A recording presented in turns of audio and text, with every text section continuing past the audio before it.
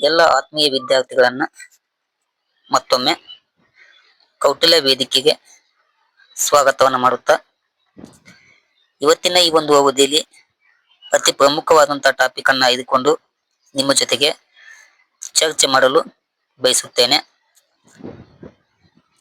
ನಾವು ವಿದ್ಯಾರ್ಥಿಗಳನ್ನ ಕೇಳಿದಾಗ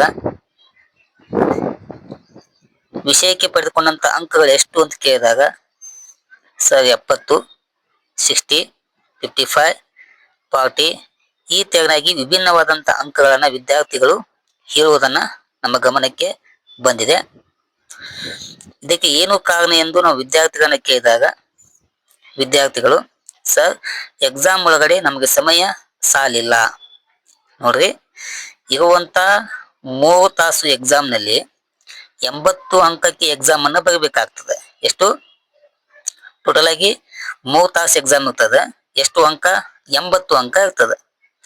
ಆ 80 ಅಂಕಕ್ಕೆ 3 ತಾಸು ಒಳಗೆ ನಾವು ಯಾವ ತೆರನಾಗಿ ಸಮಯವನ್ನು ಹೊಂದಾಣಿಕೆ ಮಾಡ್ಕೋಬೇಕು ಎಂಬುದನ್ನ ಈ ಒಂದು ಅವಧಿಯಲ್ಲಿ ಚರ್ಚೆ ಮಾಡೋಣ.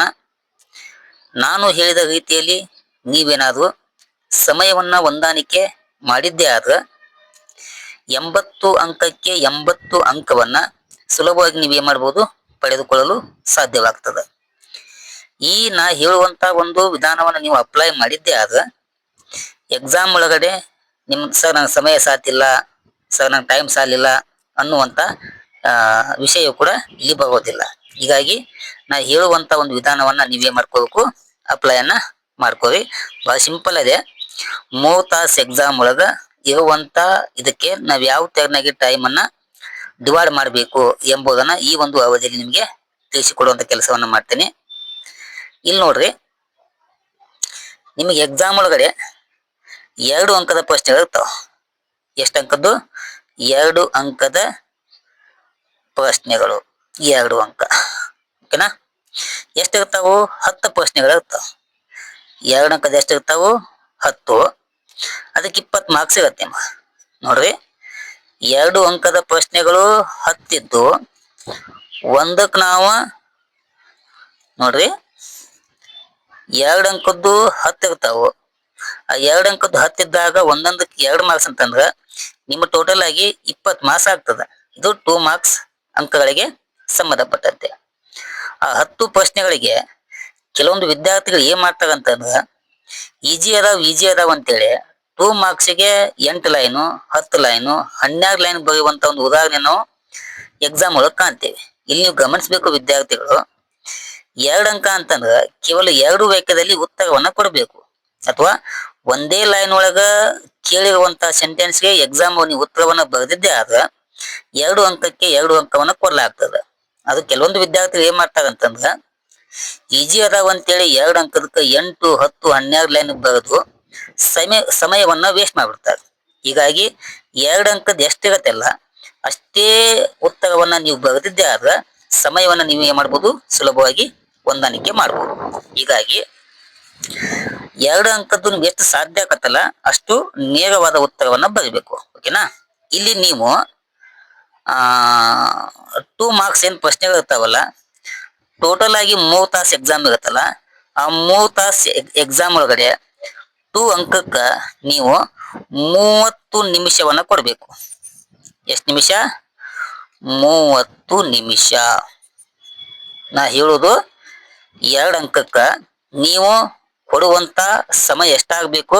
ಕೇವಲ 30 ನಿಮಿಷ ಒಳಗ 10 ಪ್ರಶ್ನೆಗಳಿಗೆ ಎಷ್ಟು ಬೇಕಲ್ಲ ಅಷ್ಟು ಉತ್ತರವನ್ನು ನೀವು 30 ನಿಮಿಷ ಒಳಗ ಆ 2 ಮಾರ್ಕ್ಸ್ಗೆ ಕೊಡ್ಬೇಕಾಗ್ತದ, ಓಕೆನಾ? ಇಷ್ಟು ಸಮಯವನ್ನ ಪಾಲನೆ ಮಾಡ್ರಿ. ಏನು?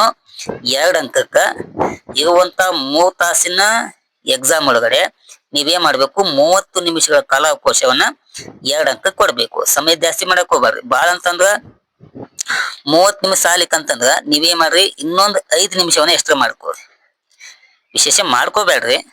ಆ ಬೈ ಚಾನ್ಸ್ ಆಗಿ ಸಾಲಿಕಂತಂದ್ರ ಇನ್ನೊಂದು 5 ನಿಮಿಷ ಏನ್ ಮಾಡ್ಕೋರಿ? ಎಕ್ಸ್ಟ್ರಾ ಮಾಡ್ಕೋರಿ. ಟೋಟಲ್ ಆಗಿ 35 ನಿಮಿಷ ಒಳಗ ನಿಮಗೆ ಏನ್ ಮುಗಿಬೇಕು? 2 ಅಂಕದ ಪ್ರಶ್ನೆಗಳು ಮುಗಿದಿದ್ದೇ ಆದ್ರೆ ಮುಂದಿನ ಪ್ರಶ್ನೆಗೆ ನೀವೇ ಮಾಡ್ಬೋದು? ಸಮಯವನ್ನ ಸುಲಭವಾಗಿ ಹೊಂದಾಣಿಕೆ ಮಾಡ್ಬೋದು. ಇದು 2 ಅಂಕದ ಪ್ರಶ್ನೆಗಳನ್ನ ಬರೆಯುವಂತ ವಿಧಾನ. ನೋಡ್ರಿ, 2 ಅಂಕದ ಪ್ರಶ್ನೆಗಳು 10 ಇರ್ತಾವು. ಆ 10 ಪ್ರಶ್ನೆಗೆ ನೀವು ತೆಗೆದುಕೊಳ್ಳುವಂತ ಅವಧಿ ಎಷ್ಟಾಗಬೇಕು? 30 ನಿಮಿಷ ಆಗ್ಬೇಕು. ಆ 30 ನಿಮಿಷ ಸಾಲಿಕಂತಂದ್ರೆ ಮ್ಯಾಕ್ಸಿಮಮ್ 5 ನಿಮಿಷವನ್ನ ನೀವೇನ್ ಮಾಡ್ಬೋದು? ಇನ್ಕ್ರೀಸ್ ಅನ್ನ ಮಾಡ್ಕೋಬಹುದು. ಓಕೆನಾ? ಇದು 2 ಅಂಕದ ಪ್ರಶ್ನೆಗೆ ಬರೆಯುವಂತ ಒಂದು ವಿಧಾನ. ಇದಾದ್ಮೇಲೆ ನಿಮಗೆ ನೆಕ್ಸ್ಟ್ ಬರುವಂತದ್ದು 5 ಅಂಕದ ಪ್ರಶ್ನೆಗಳು. 2 ಮಾರ್ಕ್ಸ್ ಮುಗೀತು. 5 ಅಂಕದ ಪ್ರಶ್ನೆಗಳು. ನಿಮ್ ಎಕ್ಸಾಮ್ ಒಳಗಡೆ 5 ಅಂಕದ ಪ್ರಶ್ನೆಗಳು 3 ಕ್ವಶನ್ ಇರ್ತಾವ. ಎಷ್ಟು?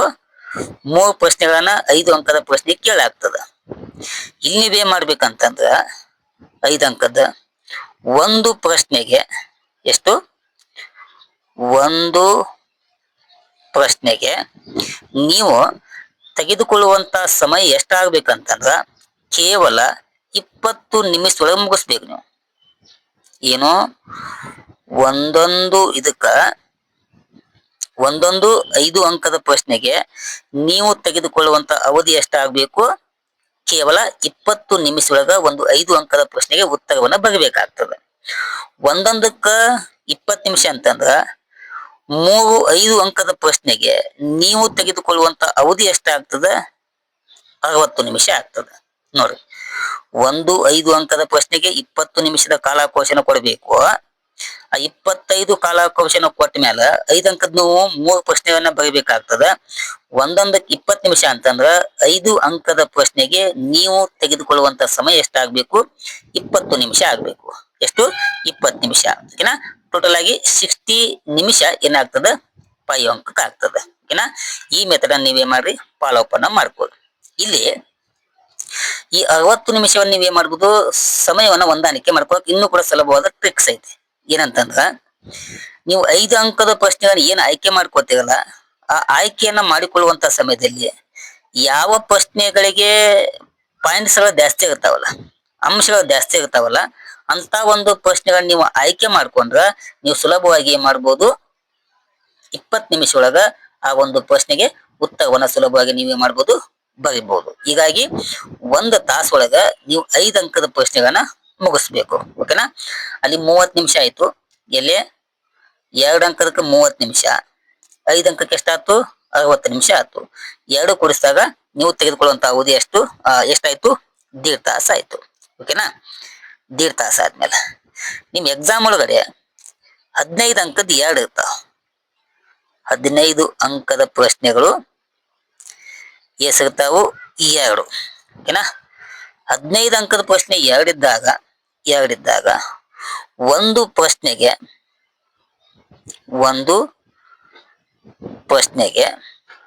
ನೀವು 30 ನಿಮಿಷವನ್ನ ಕೊಡಬೇಕು. 15 ಅಂಕದ 2 ಬರಿಬೇಕು. ಆ 15 ಅಂಕದ 2 ಬರೆಯುವಾಗ ಒಂದೊಂದು 15 ಅಂಕಕ್ಕ ನೀವೆಷ್ಟು ಕಾಲಾವಕಾಶನ ಕೊಡಬೇಕು? 30 ನಿಮಿಷವನ್ನ ಕೊಡಬೇಕು. 30 ನಿಮಿಷವನ್ನ ಕೊಟ್ರ ನೀವೇನ್ ಮಾಡ್ಬೋದು ಅಂತಂದ್ರ 2 ಕ್ವಶನ್ ಬರೆದಾಗ ನೀವು ತೆಗೆದುಕೊಳ್ಳುವಂತ ಅವಧಿ ಎಷ್ಟಾಗ್ತದ? 60 ನಿಮಿಷ ಆಗ್ತದ. ಎಷ್ಟು? 60 ನಿಮಿಷ.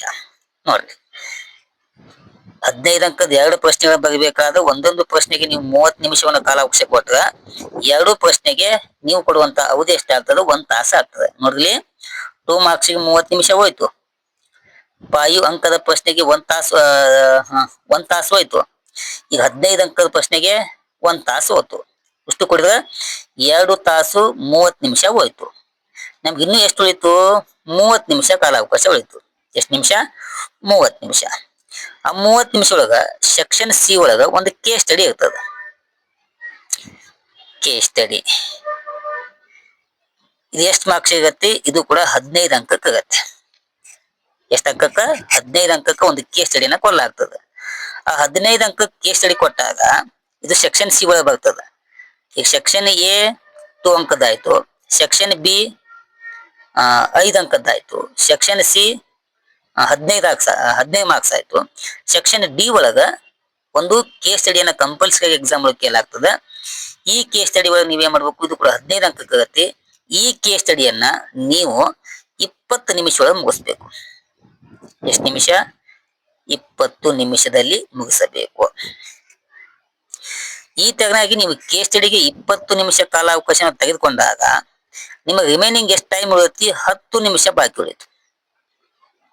ಎಷ್ಟು ನಿಮಿಷ? 10 ನಿಮಿಷ ಬಾಕಿ ಆಯ್ತು. ಓಕೆನಾ?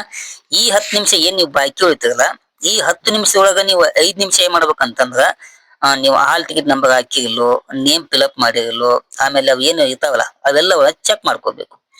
ಚೆಕ್ ಮಾಡ್ಕೊಂಡ್ಮೇಲೆ ಇನ್ನೂ 5 ನಿಮಿಷ ಉಳಿತು. ಈ 5 ನಿಮಿಷ ನಿಮಗ ಅತಿ ಪ್ರಮುಖವಾದಂತ ಒಂದು ಮಾಹಿತಿ. ಈ 5 ನಿಮಿಷ ಒಳಗೆ ಏನ್ ಮಾಡ್ಬೇಕಂತಂದ್ರ, ಏನ್ ನೀವು 5 ಮಾರ್ಕ್ಸ್ 50 ಮಾರ್ಕ್ಸ್ ಏನ್ ಕ್ವಶನ್ ಬರ್ತೀರಲ್ಲ, ಅವುಗಳ ಅಂಶಗಳು ಇರ್ತಾವ ನೋಡ್ರಿ. 1, 2, 4 ಅಂತ ಅಂಶಗಳು ಇರ್ತಾವಲ್ಲ, ಅವು ಕೆಳಗಡೆ ನೀವ್ ಏನ್ ಮಾಡ್ಬೇಕಂತಂದ್ರ ಅಂಡರ್ಲೈನ್ ಬರ್ಬೇಕು. ಏನ್ ಬರ್ಬೇಕು? ಅಂಡರ್ಲೈನ್ ಹಾಕಿಬಿಟ್ಟು ಅಂತಂದ್ರ 5 ನಿಮಿಷ ಅದಕ್ಕೆ ನೀವು ಸ್ಪೆಂಡ್ ಮಾಡಿದ್ರ ನೀವು ಸುಲಭವಾಗಿ ಏನ್ ಮಾಡ್ಬೋದು, 80 ಅಂಕದ ಪ್ರಶ್ನೆಯನ್ನ 3 ತಾಸೊಳಗ ಸುಲಭವಾಗಿ ನೀವ್ ಏನ್ ಮಾಡ್ಕೋಬಹುದು, ಕವರ್ ಅನ್ನ ಮಾಡ್ಕೋಬಹುದು. ಈ ತೆರನಾಗಿ ಸಮಯವನ್ನ ಹೊಂದಾಣಿಕೆ ಮಾಡಿದಾಗ ಮಾತ್ರ ನೀವು ಎಕ್ಸಾಮ್ ಒಳಗಡೆ 80 ಅಂಕಕ್ಕೆ 80 ಅಂಕವನ್ನ ಸುಲಭವಾಗಿ ಪಡೆದುಕೊಳ್ಳಲು ಸಾಧ್ಯವಾಗ್ತದ. ನೀವೇನಾದ್ರೂ 5 ಅಂಕದ ಈಜಿ ಅದಾವ ಅಂತೇಳಿ ಒಂದೊಂದು ಕ್ವಶನ್ ಅನ್ನ 30 ನಿಮಿಷನೋ 35 ನಿಮಿಷ ಬರೆದು ಬಿಟ್ಟಿರ್ತಂದ್ರ, ಇನ್ 50 ಮಾರ್ಕ್ಸ್ ಕ್ವಶನ್ ಇರ್ತಾವಲ್ಲ, ಅಲ್ಲಿ ನಿಮ್ಗೆ ಸಮಯ ಸಾಲೋದಿಲ್ಲ. ಸಮಯ ಸಾಲಿಕಂದ್ರ ಎಷ್ಟೋ ವಿದ್ಯಾರ್ಥಿಗಳು ಏನ್ ಮಾಡ್ತಾವ ಅಂತಂದ್ರ 5 ಅಂಕದ ಹುಯಿ ಅಂತ ಬರ್ತಾವ, ಬೇಜಾನ್ ಬರದ ಲಾಸ್ಟ್ನಾಗ ಒಂದು 20-30 ನಿಮಿಷ ಟೈಮ್ ಇರ್ತದೆ. ಆ 20 ಮತ್ತು 30 ನಿಮಿಷ ಟೈಮ್ ಒಳಗೆ ಏನ್ ಮಾಡ್ತಾರ, 15 ಅಂಕದ ಒಂದು ಪ್ರಶ್ನೆನ ಬಿಟ್ಕೊಂಡ್ಬಿಡ್ತಾರೆ. ಆ 15 ಅಂಕದ ಒಂದು ಪ್ರಶ್ನೆ ಬಿಟ್ಟಾಗ ನೀವು ಟೋಟಲ್ ಆಗಿ ಎಕ್ಸಾಮ್ ಒಳಗ 65 ಕ್ವಶನ್ ಅನ್ನ ಆನ್ಸರ್ ಮಾಡ್ದಾಕತಿ, 15 ಮಾರ್ಕ್ಸ್ ಅನಾಸ್ತಿ ಹೋಗ್ಬಿಡ್ತಾವ. ಓಕೆನಾ? ಹಿಂಗಾಗಿ ಎಲ್ಲಾ ಪ್ರಶ್ನೆಗಳಿಗೆ ಸಮಾನವಾದ ಅಂಕವನ್ನ ಹಂಚಿಕೆ ಮಾಡಿದ್ದರಿಂದ ಎಲ್ಲಾ ಪ್ರಶ್ನೆಗಳಿಗೆ ನೀವು ಉತ್ತರವನ್ನ ಬರೆದಾಗ ಮಾತ್ರ ನಿಮ್ಗೆ ಏನ್ ಮಾಡ್ಬೋದು, ಡಿಗ್ರಿ ಎಕ್ಸಾಮ್ ಒಳಗಡೆ ಸ್ಕೋರ್ ಅನ್ನ ಮಾಡ್ಬೋದು. ಇಲ್ಲ ಅಂತಂದ್ರ ಸ್ಕೋರ್ ಮಾಡಕ್ ಏನಾಗ್ತದ, ಅಸಾಧ್ಯ ಆಗ್ತದ. ಓಕೆನಾ? ಹೀಗೆ ನಾ ಹೇಳಿರುವಂತ ಒಂದು ಈ ಸಮಯದ ಹೊಂದಾಣಿಕೆಯನ್ನ ಆದಷ್ಟು ಎಲ್ಲಾ ವಿದ್ಯಾರ್ಥಿಗಳು ಅಪ್ಲೈ ಮಾಡ್ಕೊಂಡು ನೀವು ಫಾಲೋ ಅಪ್ ಮಾಡಿದ್ದೆ ಆದ ಡಿಗ್ರಿ ಎಕ್ಸಾಮ್ ಒಳಗ ಅಚೀವ್ಮೆಂಟ್ ಅನ್ನ ಮಾಡಲು ಸುಲಭವಾಗಿ ಸಾಧ್ಯ ಆಗ್ತದ. ಓಕೆನಾ? ಇಷ್ಟು ಹೇಳಿ ಈ ಒಂದು ಅವಧಿಯನ್ನ ಮುಗಿಸ್ತೇನೆ. ಆದಷ್ಟು ಈ ವಿಡಿಯೋನ ನಿಮ್ಮ ಸ್ನೇಹಿತರಿಗೆ ಫಾರ್ವರ್ಡ್ ಮಾಡ್ರಿ, ಲೈಕ್ ಮಾಡ್ರಿ. ಕೊನೆಗೆ ನನ್ನ ಚಾನೆಲ್ನ ಸಬ್ಸ್ಕ್ರೈಬ್ ಮಾಡ್ಕೊಂಡು ಪಕ್ಕದಲ್ಲಿರುವಂತ ಬೆಲ್ ಐಕಾನ್ ಕ್ಲಿಕ್ ಮಾಡಿದ್ರೆ ನಿಮ್ಮ ಡೈಲಿ ಬರುವಂತ ನೋಟಿಫಿಕೇಶನ್ ನೀವೇ ಮಾಡ್ಬೋದು, ಸುಲಭವಾಗಿ ಪಡ್ಕೊಳ್ಬಹುದು. ನಮಸ್ಕಾರ. Thank you.